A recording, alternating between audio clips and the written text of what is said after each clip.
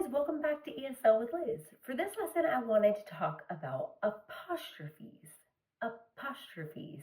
You've probably seen these before. These are like little commas that hang in the sky, and they're used for a specific reason in English. And today I want to talk about 3 of those reasons. So for the first one, we're going to talk about possession. Possession. Possession just shows ownership. So we can use the apostrophe S to show ownership. For example, John's car is in the shop.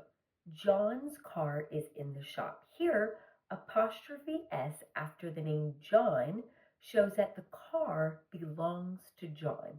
He owns it, right? Another example, the mother packed her son's lunch. The mother packed her son's lunch. Here, again, apostrophe S after son is showing that the lunch belongs to the son. You can make a plural with apostrophe as well. So if you have multiple people that you're talking about, so for this example, let's say it's more than one son, we move the apostrophe till after the S to show that there are more than one. So for example, the mother packed her son's lunch, apostrophe S, is just one son. The mother packed her son's lunches. Now we're going to put the apostrophe after the S in sons to show that there is a plural. It's a plural noun, more than one son. Another way we use the apostrophe is with contractions. Contractions. You've probably heard and used contractions before. For example, the word can't. Can't. Can't is a contraction of cannot. The apostrophe here is showing the reader that you are taking out letters. You're omitting letters. So instead of saying cannot, we're saying can't. Here, the apostrophe T shows I took out several letters here, in this case, N and O. Another example, wasn't. Wasn't, right? Here, I'm taking out the O and I'm putting the apostrophe. We can also use contractions with subject and verbs. So for example, he's taller than me. He's taller than me. This isn't showing possession, it's showing a contraction. We took out the letter I, so instead of saying he is taller than me, I'm saying he's taller than me. Another one, we've been waiting.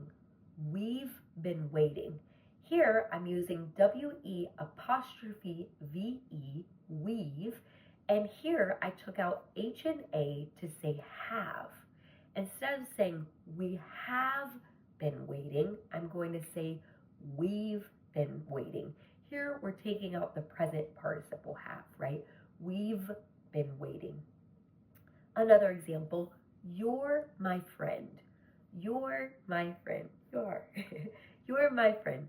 So here, instead of saying you are my friend, we're making a contraction and saying you're my friend.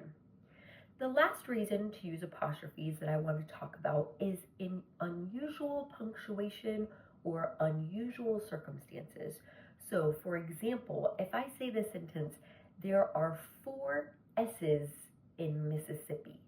There are 4 S's in Mississippi. Here I would write S apostrophe S to show some kind of distinction between the 2 S's. So I'm already using the letter S, and it might confuse my reader if I just have S with nothing else. So I'm using apostrophe S to show there are multiple S's in Mississippi, correct? So another way we use it is with years. With years. Now, British English does not use it this way, so I want to make that distinction, but American English does use it. So for example, this movie was made in the 1970s. This movie was made in the 1970s. Here, after 1970, I'm going to add apostrophe S to show that I'm talking about the decade.